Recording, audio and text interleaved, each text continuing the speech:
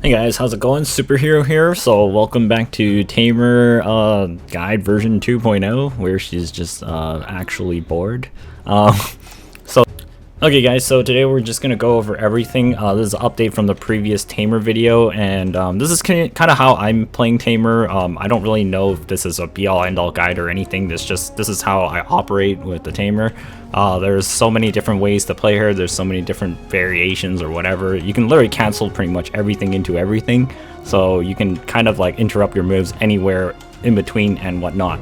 So one of the highlights of Tamer is just like a huge amount of damage burst, but then also she's like weak as shit though in terms of defense, so she's like ultimately really squishy.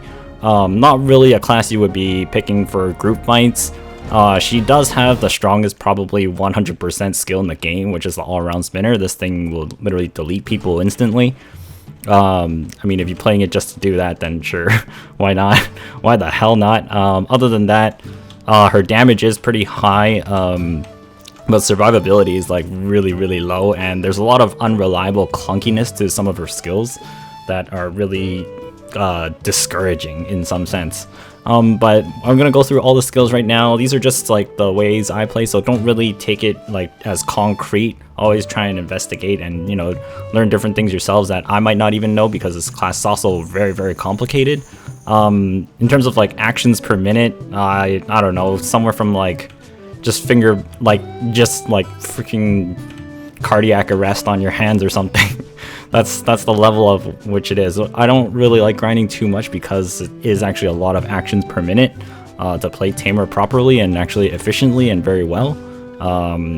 Even my hands actually hurt, and I generally like to play very high action per minute classes. Tamer is definitely one of them. And functionally she can also get really confusing really quick. So if you want a more simplified version, you'd have to just erase like half of the things that I'm mentioning here. But in terms of skill points, 1827 is definitely not enough. I would prefer to have 2,100 in total. This is still not enough. Some of these skill trees are like 155 SP alone, and I don't even have most absolutes. These are the skills I have currently. When you get the Awakening, I highly suggest getting Beast Rampage maxed out as soon as possible. This tree line itself is extremely expensive. We're looking at 123 points just for Beast Rampage level 4. That's a lot of skill points. Garuda is, ever since the Tamer changes, this is actually a lot stronger. You should take this skill as well. This skill is very powerful. Itself is 98 skill points for this entire tree, but it hits extremely hard. Also lowers enemy DP. Your 2 iframes is obviously like you have to take those, otherwise you just will die to everything even more so. Howling is more or less an optional skill now. This thing is no longer purely useless. You can actually use this to stun people in PvP as well, and it does an AoE damage. This thing teleports your Halo onto whatever you have your crosshair on that's red. Legendary Beast Dance, definitely take this up to like level 3 or 4. Just like the higher level it is, the better it is for all the stats on there for like defense, slow, and whatnot. Moonlight Strike, this is your initiation or a speed movement booster. This should be maxed out as soon as possible. Echo Pierce is mana regeneration for yourself, and maxed out as soon as possible. All around spinner, this is a damage technique. You obviously want this because it increases the crit rate as it goes up, and it's actually your only forward guard attack in Awakening. So it's pretty yikes. This Soaring Strike, you don't really need to take this. This is more of a luxury skill. It's mostly for PvE. I've never really had to use this in PvP. It's just if I'm lazy and I actually know I'm going to kill a person on the last hit, I'll just let this go through after an all-around spinner. It also extends the forward guard, so you can kind of use it as that as well. Intimidation, you should definitely take this. This scales off of Beast Rampage, which is why you should max Beast Rampage, because the last hit damage scales off to this thing, and basically you can have 2 attacks that have 1084 times 3 with a 50% crit rate on it twice. Full Moon is to execute somebody and is also your second super armor. Both of these are very unreliable. I would not trust the super armor on that. Cloud Ride is mostly to just run away now, or like I wouldn't really use this to sort of jump in that much unless you have like a 100% or you're planning to iframe like the moment you land. The super armor on this is only on the pole going up and also on the Cloud Ride. If you do the side evasion move or whatever, you're just completely vulnerable. It's actually really bad now. compared to before when it used to be an iframe. So that's completely like, this is just for distance and just for movement or something. I don't really know. It's nowhere near as good as what it was before. It doesn't cause any CC. It's completely removed. All of these attacks do no CC except for the legendary Beast Stance, the Beast Rampage, and Garuda, and Echo Pierce. Those are the 4 skills that do CC in this tree. All Around Spinner is no longer a CC chain, feels bad. Moonlight Strike, no longer CCs on Engage, feels bad. And that's it for the Awakening tree. In terms of the pre-Awakening tree, the grab here, Absolute Soaring Kick, this is mostly for PvP, because obviously that's your grab to lock down. Tree Climb, only at one point in this does actually use rarely in PvP as well. You don't really need this for PvE. So this is just a pure iframe. This is actually like a really long iframe, but it's also you better like be ready to V out or something the moment you like land or hit something. And then Stretch Kick, I tried using this. I really don't, it's really clunky, and generally I was trying to use it after Fearful Trembling, but it turns out it's not as good as it sounds or looks, even though there's no PvP damage reduction on it at all, so no. And then like Heilong should be maxed out, Absorb should be maxed out. Flash, Pole Thrust, and Scatter Stance, a lot of debate about this between a lot of tamers, saying like some say this is useless, some say like Bolt and Jolt is way better. I think Flash, Pole, and Scatter is way stronger than Bolt and Jolt, simply because of like the multiple times I've used it and all the times I've used it, it always does more damage in PvP and PvE, and mainly because Pole Thrust also causes minus 15 DP as well. These two, Bolt and Jolt, they're okay, but I wouldn't spam it into bad habits when you're first learning a tamer. A lot of tamers I know, like they ended up spamming Bolt and Joltwave for everything and grind and whatever, and it just seems to instill like bad habits, so you actually don't learn much of anything about the class because everybody's just spamming this left and right. If anything, I actually picked up only Boltwave to Absolute at first, but then I still had Flash, Pole Thrust, and Flash Stance Shift maxed out first before even these were maxed.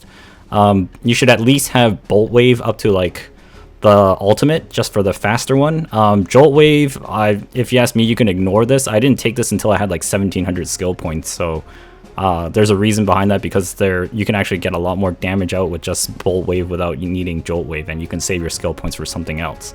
Water Slice, this is mostly for PvP with the grab here. There's a bit of a weird buggy thing that I'll have to go over later about that. Hidden Claw, this is only to go with the Tree Climb. I would actually pick up Flurry of Kicks level 2 just so that I can get out of Tree Climb faster if I actually hit somebody and pick up Tree Bound. So you can just literally get out of the animation so you're not bouncing off the person completely vulnerable. That's requires skill points just to actually exit out of an iframe much faster than what it was before.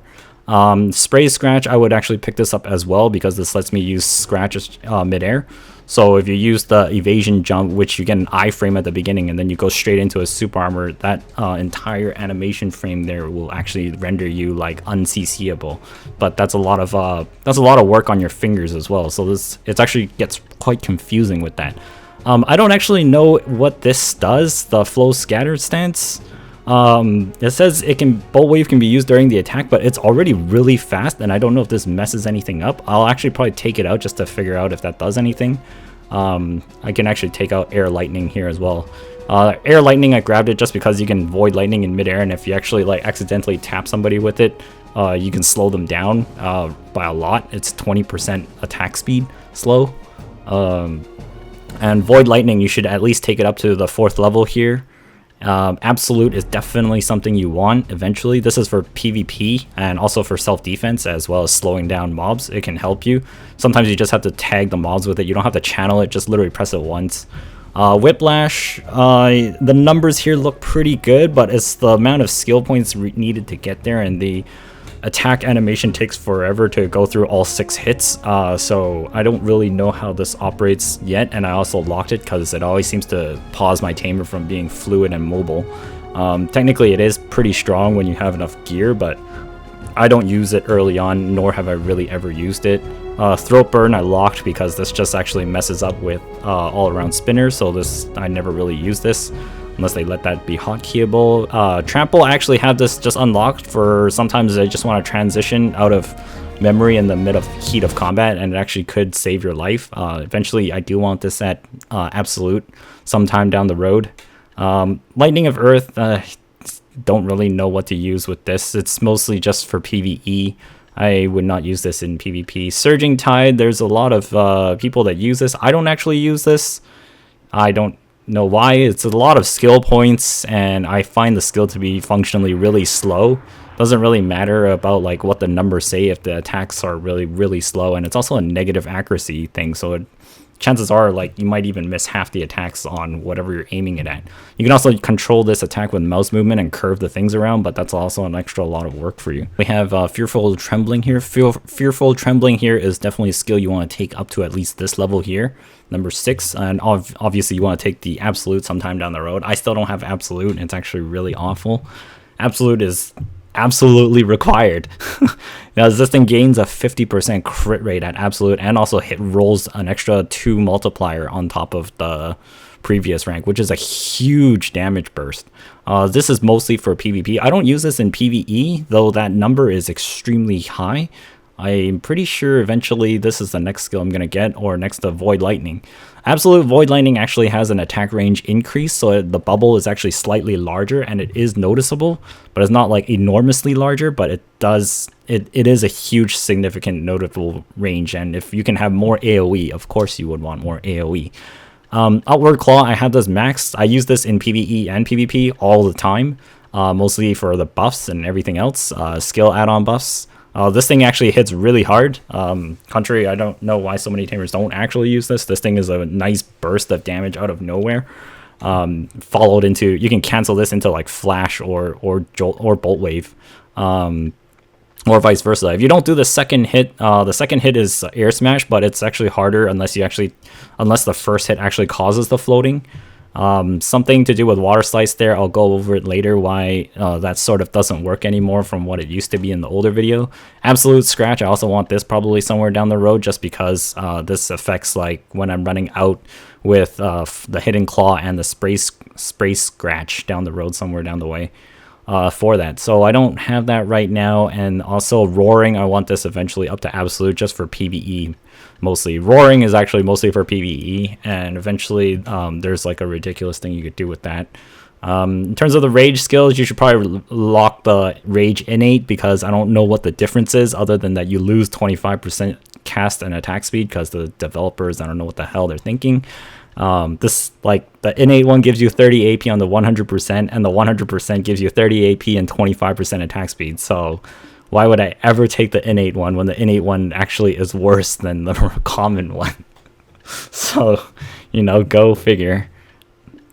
Alright, so that's in terms of the skills. Now, in terms of the Rabam skills, I've never tried Horror Slam because Resonance just hits really hard. So definitely take Resonance. It's one of the better skills in the entire class pool of Rabam skills. Legendary Beast Claw, I tried using Jolt Stab. It's really slow functionally. The digits look nice, but in terms of animation, it is slow as a fucking turtle's beehive or whatever. I don't know what kind of, that's how nonsense it is, okay? It makes no sense at why is it so slow. Legendary Beast Claw is definitely much better to use, which is the other reason why you also need Scratch at level 4. Because if you don't have Scratch, you can't learn Beast Claw. You're going to end up with Jolt Stab, and Jolt Stab is like forever. Yes, it causes knockdown for PvP, but it's like I've tried using it in PvP, and most of the time I just get destroyed because I'm just standing there for almost a second, 1.5 seconds animating this skill. It takes forever. Whereas Legendary Beast Claw, you'll at least fly through your opponent and super armor while you're doing that jumping motion, and it has no collision when you use it, which is really nice, and it still causes knockdown on that second hit if you actually hug through your enemy and collide through them. So that's actually very useful. Now, in terms of Resonance, it says super armor while using skill. This is complete bullshit. I can't tell you how many times I've used this and I've got stunned midway through the attack while the attack is actually triggering on the enemy. I hear the hits going off and I'm getting CC'd, and it's just ridiculous. So don't trust that super armor there, and this is what I mean by it's got a lot of unreliable super armors.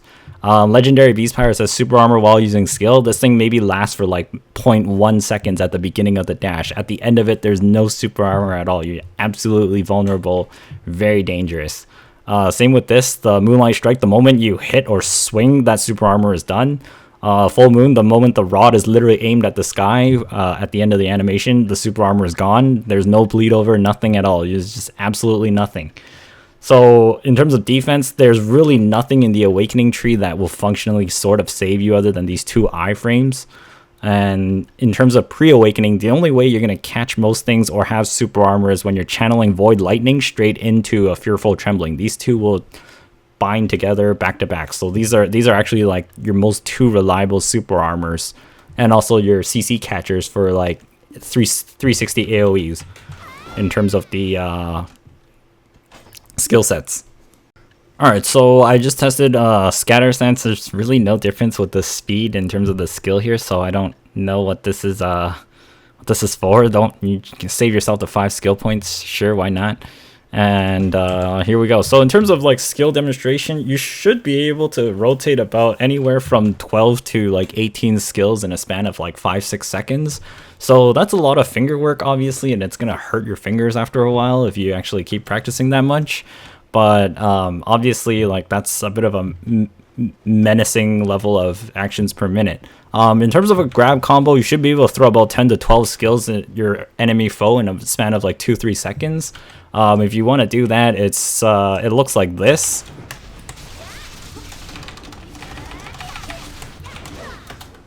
Oh shit, and I already messed it up. Oh shit, because of frame lag, because I'm recording. Okay, so the grab combo is it's E, obviously, start off, and then you go upward claw, 1 hit, just 1 hit, okay, like this.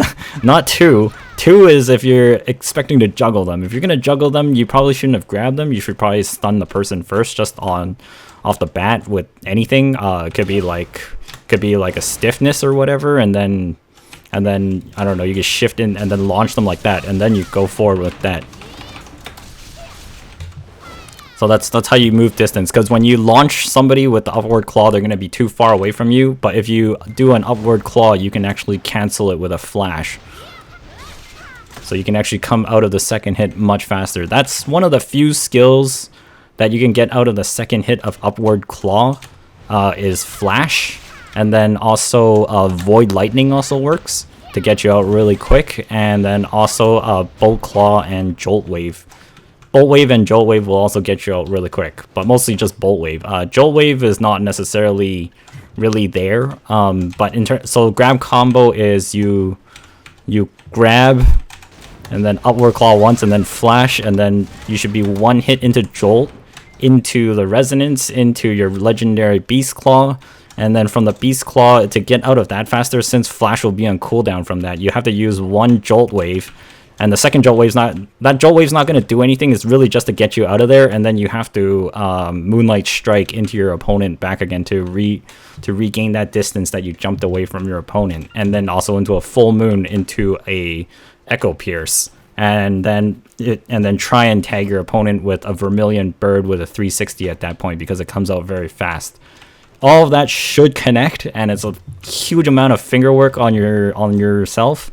And if you get that right, you can advance it even more by adding in the Black Spirit Rage attacks on top of it, the 10% and the 25%. So it can cost you 35% Black Spirit Rage to absolutely execute somebody, but I can't even do that, and it's only happened on accident once or twice, and feels great, man, when you're able to pull it off. But at the same time, it's like, holy shit.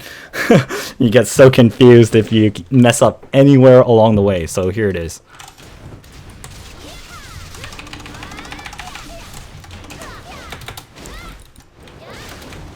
Yeah, so that should all follow through, and obviously if you look at the icons that were on cooldown in the middle of all that, it's an insane amount of, like, you know, cooldowns that should be going off all the time.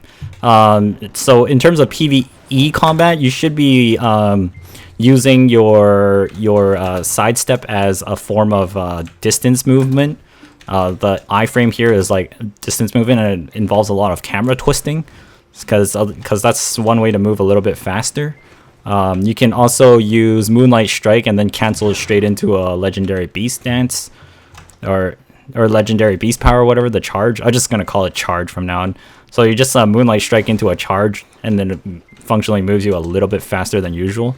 And then from pre-awakening, it's mostly the WW forward hop.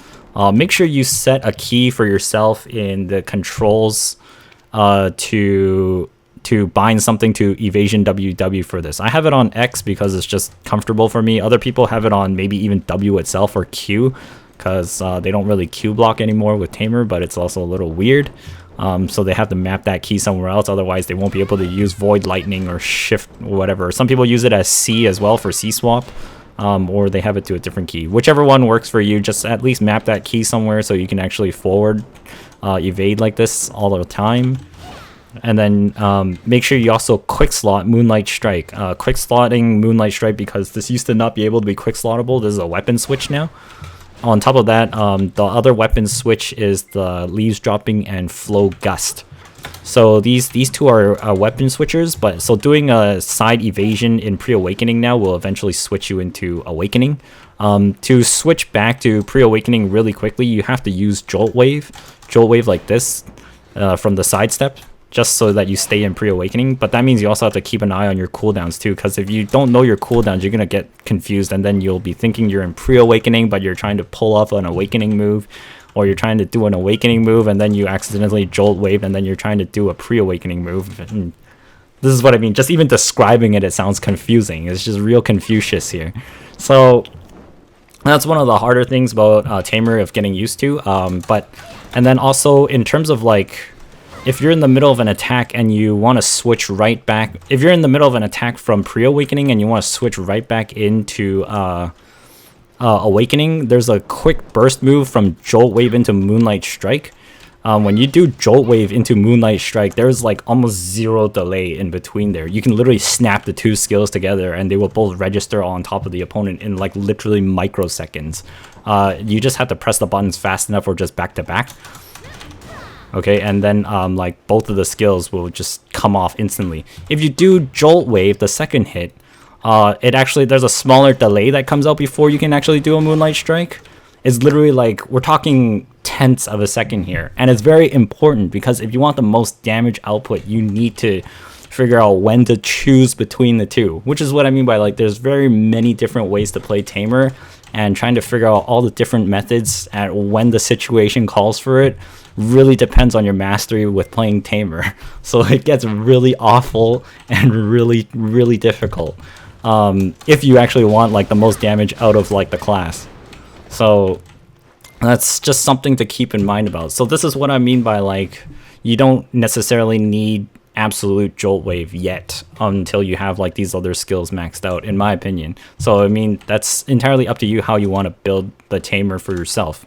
Eventually, obviously, you want to aim for about like 2,100 skill points or something, and you should be able to have most of all of these, and then you can functionally rotate a full circle of these skills all around together, and it becomes pretty awful in terms of your fingers. So I mean, if you want to just like, most of the time you should be able to use most of everything.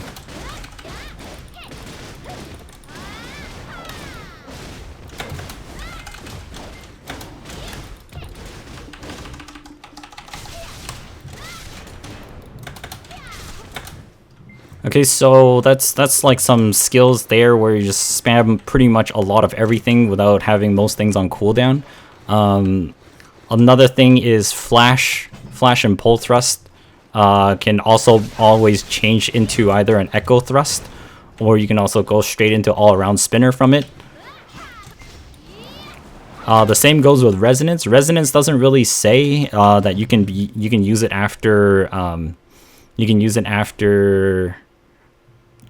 can use all around spinner after resonance. It doesn't say that, but you can. So that works as well. It's not listed in the skill tooltips. There's also sometimes after certain skill chains, I've noticed that you won't actually be able to use all around spinner after jolt wave, even though it says it's able to, but then other times you're allowed to. It says bolt wave, and jolt wave's not on there, but actually you actually can sometimes. You just have to follow through. I don't know why it works and sometimes it doesn't work. So this is like a flash, and then I can actually do all around spinner even though jolt wave is not on there. So other times if I'm just using jolt wave, it just won't let me use all around spinner. So you have to follow through with certain skills to actually let Yeah, look at that delay. It was like literally a full second before all-around spinner was allowed to be used after after joltwave.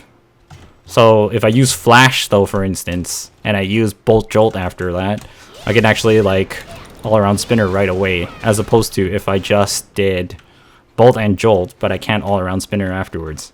I'm just waiting for cooldowns here. Waiting for cooldowns. So it does have to follow some attacks before. It's completely discovery. Like, it's not listed in the tooltips there, and it's hard to memorize which ones because I just have it built into muscle memory, so it's hard to describe, but just something to eventually learn by usage. One of the power skills is that when you have your absorb pet buff on, you should be able to really rotate everything in your skill tree. This is when everything goes like hyper damage. And that's when like all your icons should literally be like flowed way too high.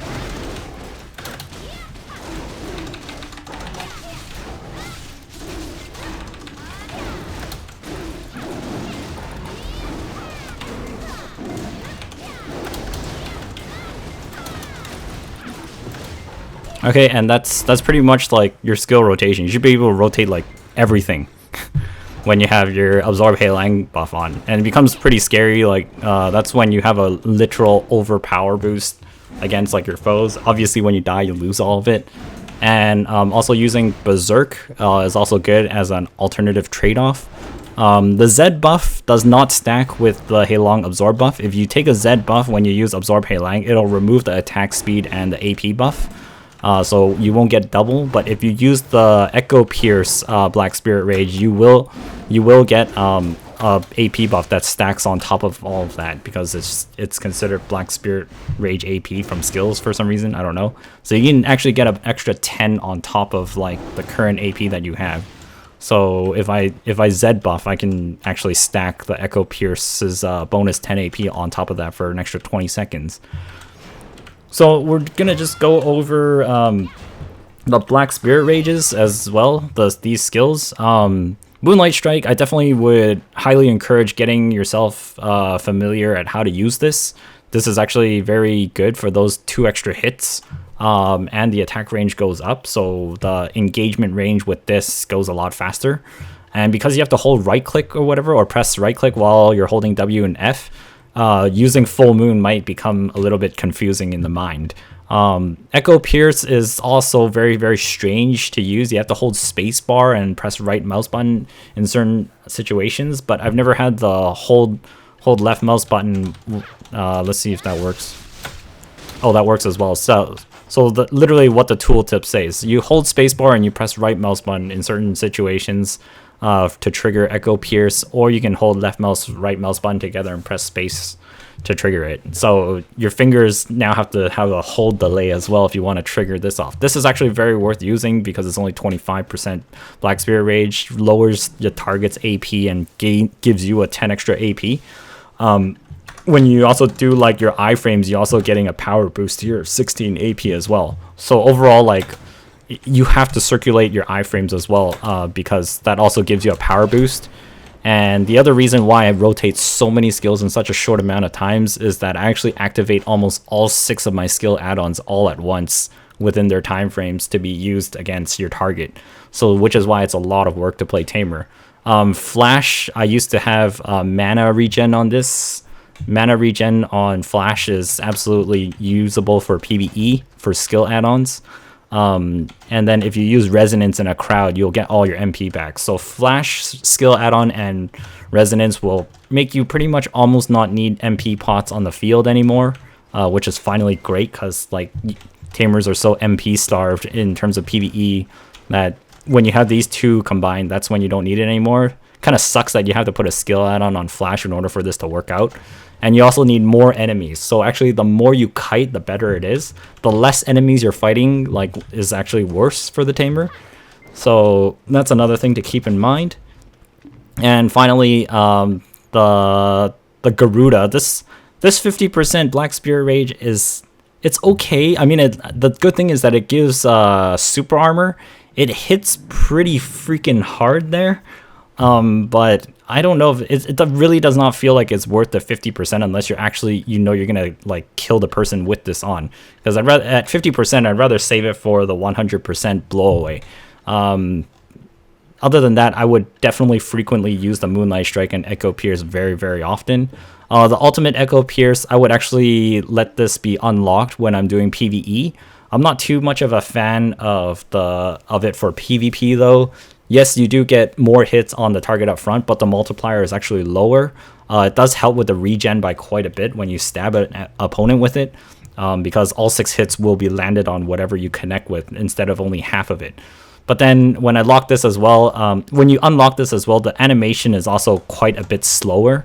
So you have to let the animation play through in order for it to actually hit all 6 times.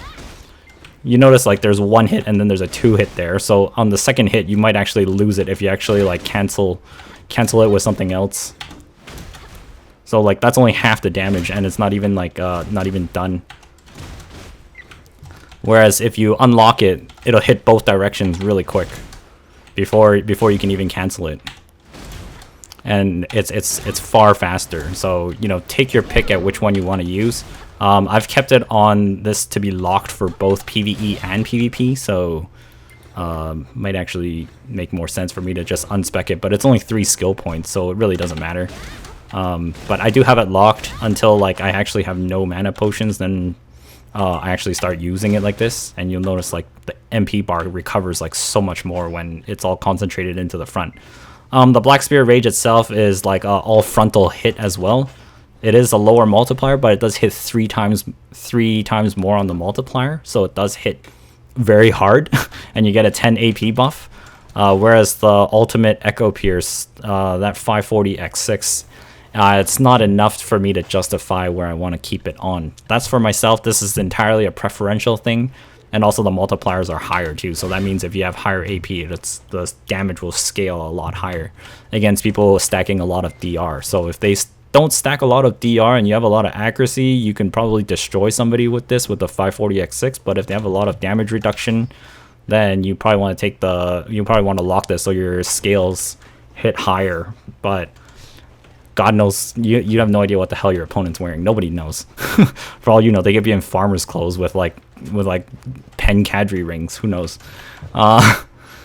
And that's pretty much it, guys. So in terms of just like all this put combined, it's a lot of information to take in, and it's just like complete AIDS. Other things is just how to read the skills. This actually kind of dawned upon me because I actually went back to Continent of the Nine Seal to read their skill descriptions there on a super old game, and pretty much I believe the mechanics to be copy and pasted over into Black Desert because that was the game Pete Pearl Abyss used to work on. So for instance, like Beast Rampage here, it says hit damage 488 times 7. These 3 strikes here is 488 times 7. This is not 488 times 7 times 3. This is 488 times 7 right here. And then the last hit here is 1084 times 3. So this is 1084 times 3 when it's not on cooldown. That's the most important thing, when it's not on cooldown. Same with like Vermilion Bird here. This spin here, this is that entire spin is 644 times 7, even though you can hear it being hit twice. That's 644 times 7. This single strike from Black Turtle is 644 times 6. And then we've got like dumb descriptions like 785 times 3 extra hit damage, 785 times 3 floating on good 1 hit and air smash on good 2 hits. That doesn't mean that this first hit is 2 hits or whatever, or 3 hits with that multiplier, that times 2 there. First hit is this, and second hit is this. That jump strike is the second hit, so there's only air smash on that second jump there. This is first hit. This only causes floating. This does not cause air smash whatsoever. Never ever. And then stuff like Whiplash that says max 6 hits.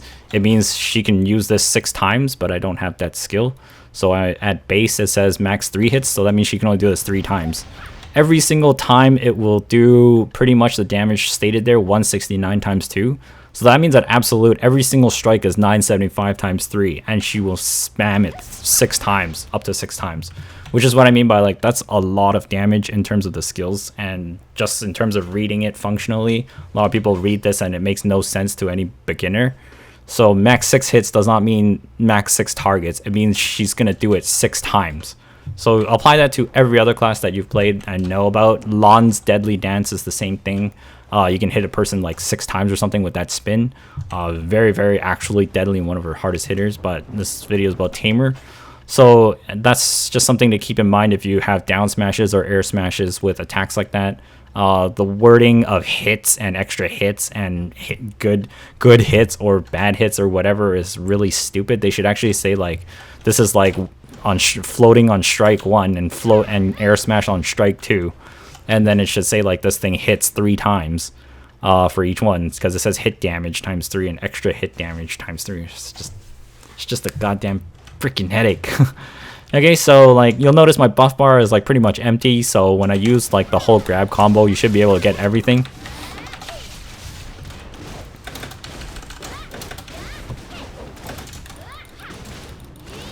And there you go. That's literally like almost like all the add-ons activated just from a grab combo, and it's pretty wild. Something to get used to. Other things you could do with a grab combo, you can mix it up, but this is pretty much the strongest one I found, was the one I've been showing you this entire time.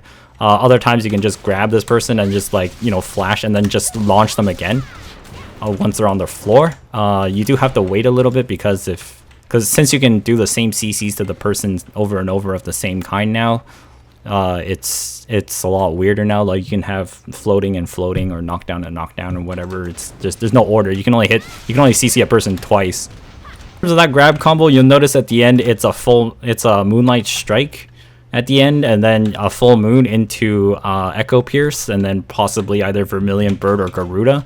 You preferably want to use Garuda, obviously, because this thing hits way harder and it could cause floating again. Vermilion Bird is 360 if you just don't want to worry about it. It's 360, so in case the enemy desyncs, this could work out for you as well. And you also have burning applied to your target if you hit them with it, so they'll be bleeding away as well.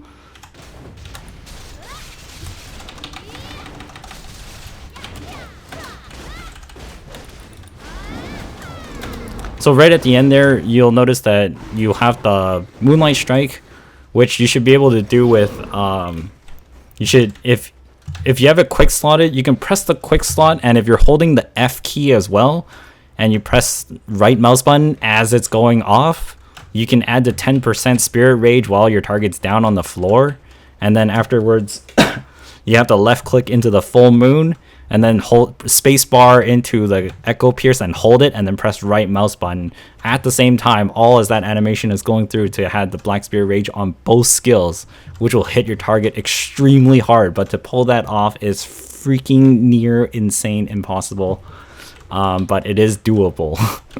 As I have done it before, but it's just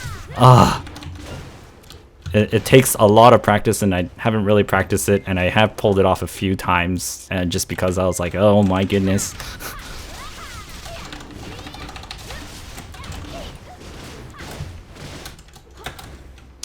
And I like, even when I'm trying to do it, I forget to do full moon, which is like a huge amount of damage lost, because that's a 100% crit skill. That's a down attack.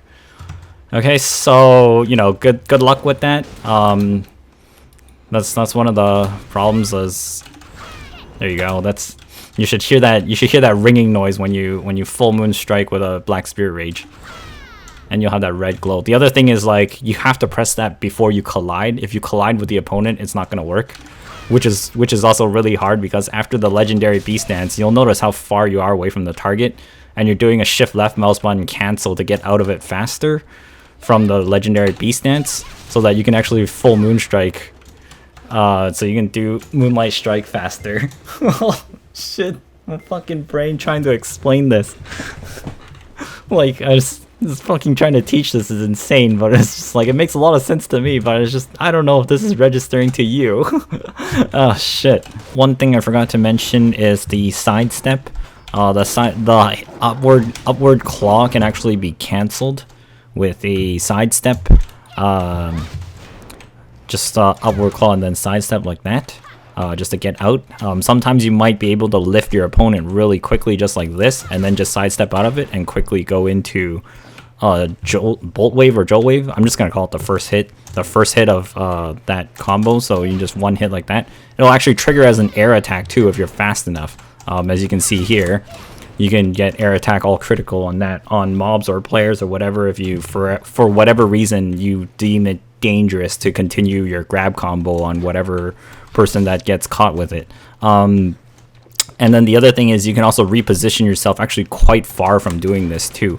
Because after a jolt wave, if you don't go into bolt wave, you can actually immediately go straight into flash, and flash will come out extremely fast from this. So you can actually just move forward like that, and it's literally like you're playing like a samurai with a short sword, or like you're like a ninja or whatever, and just executing somebody. So you just like grab this,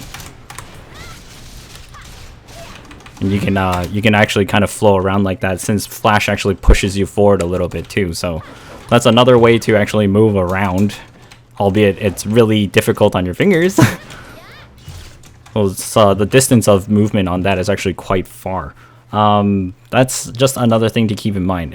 Most of this is actually really difficult to explain because I don't really robotically go through each step. I actually just kind of chained it together, and I've done so much PvE. I haven't really even done that much PvP, but even the same techniques I use in PvP, it seems to devastate most people. But that's pretty much it. I don't really know what else to tell you. You have to practice like trying to mobilize all your different skills together, and that's how I came about to discover all of this, this whole picture here. Hopefully this gave you just an idea of like, expanding your practice with Tamer. Is very difficult. I don't expect anybody to get this like overnight. It's a very, very difficult class. So right now, like, the thing I'm trying to practice is actually just throwing out the Black Spirit Rage skills in the middle of combos. So that's already something I have to practice more of, because it's a lot of extra damage out of nowhere, and just having to be able to activate the Black Spirit Moonlight Rage this close would be a huge benefit. It's just like this distance isn't enough time to react all the keys together, and you might actually accidentally push Vermilion Bird instead. Also, if you want to have a little bit of weird fun and just kind of jump around like with Air Jordans, you can eventually learn Flow Leap and have the air lightning as well. Put some Ascension crystals into your shoes, and some Talus set bonus with like a Splatfisher costume on, and some Elixir of Soaring Wings, and you can jump like super high. I don't know why you would do that, but it's also kind of funny. You can actually, like, in Node Wars, you can actually jump over the barricades without a care and just be like, whatever, all done. And then there's like another chop at the end where you can go even higher, but I don't have that equipment set with me right now. I'll do that some other day. So that's the difficulties of Tamer here. Fucking hell. Just like that, except it's so slow. You thought that was good enough. It was just oh god. So yeah. Oh god, it's just like and then if you right click as well, you end up doing Vermilion Bird by accident. Oh, and you have to do, and you can't, Echo Pierce can't be on cooldown. So if you spam Echo Pierce a lot like me, it'll always be on cooldown, and you'll never get the Black Spirit Rage one off unless you're just highly skilled. That thing hurts so much. Totally worth using. Okay, so other than that, that's the one with the quick slot. Like when I do it, you'll notice on the keyboard impresses, I don't have W pressed, it's just F. But that's how you do. That's how you do. Yeah, yeet. Okay. Alright guys, thanks so much for watching. I hope this helped you out with Tamer. Obviously this video's been pretty long, but thanks so much for tuning in. And that's a lot of work with this class. Also, never fight without your Heilong out. That's literally half of your damage. Or a third. I consider Heilong to be half or a third of your damage. It's literally the signature passive of Tamer. Without fighting this, you're literally just throwing away damage for no reason and making yourself extremely handicapped for also no reason. Some of the hardest attacks are obviously all-around spinner. The charge from Heilong on that hits really hard. Vermilion Bird, it does minimal damage when he does that. The Beast Rampage does a okay amount of damage. When you do Void Lightning, his multi-strike Chaos Moon hits a lot of damage and causes stiffness. And then finally and that's about it. The attacks that don't interrupt those things are Moonlight Strike, Garuda, Echo Pierce, and those things do not interrupt Heilong. So if you actually use like Vermilion Bird, you don't want to use Beast Rampage right after that because it'll interrupt some of his damage. It's the same with All Around Spinner. When you use All Around Spinner, you probably want to use something else so it doesn't interrupt his charge. Otherwise, you're throwing away a lot of damage out of nowhere. So actually, controlling Heilong in that sense is actually a little bit... you have to kind of worry about that too if you want to actually get full damage output with Tamer. So, you know, there's even more things to worry about. So once you get all that down... finally, once you get all that down, you can practice every 5 minutes and 30 seconds, absorb your Heilong, and perform the combo even faster with an even shorter window of time frame to animate and get all these things down. And then just, you know, and then I have all the Black Spirit Rage in between with a 20% increased animation speed and say goodbye to your fingers and Papa Bless. Okay, so good luck with that. Thanks so much for tuning in. I hope this helped you out. And I'll catch you all guys later. Bye bye for now.